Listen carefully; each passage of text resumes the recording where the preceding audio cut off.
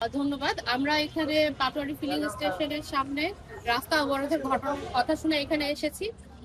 এসে যেটি জানতে পারলাম যে তাদের মেশিনটি নষ্ট হয়েছিল গত 6 তারিখে এবং গত রাতে সেটি ঠিক করা হয়েছে, কিন্তু ঠিক করার পরেও তারা আমাদের ট্যাগ অফিসারের কাছে এটি অবহিত করেনি বা আমাদেরকেও জানায়নি।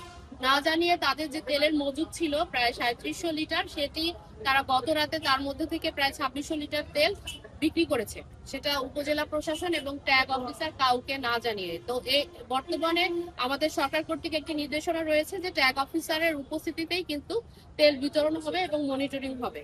তো সেক্ষেত্রে আমরা তাদের কথার সাথে কাজের মিল পাইনি এবং আমরা পরবর্তীতে তাদেরকে আমাদের মোবাইল কোর্টের মাধ্যমে 50,000 টাকা জরিমানা করেছি এবং তাদের কাছ থেকে মুচলেকাও নেওয়া হয়েছে। এবং তারা আমাদেরকে যে বিষয়টি বললেন, এখানে কেউ এসে তাদেরকে হয়তো হুমকি দিয়েছে বা এরকম কিছু কথা বলেছে, তো আমরা সেই ভিডিও বা তাদের যে সিসিটিভি ক্যামেরার ফুটেজ আছে সেটিও চেয়েছি। সেগুলো সংগ্রহের পর আমরা পরবর্তী ব্যবস্থা নিব। আপাতত আমরা হাইওয়ের যে অবরোধ ছিল সেটিও সরিয়ে দিয়েছি এবং আমাদের এখানে তেল বিতরণ কার্যক্রম স্বাভাবিকভাবেই চলছে। ধন্যবাদ আপনাদের।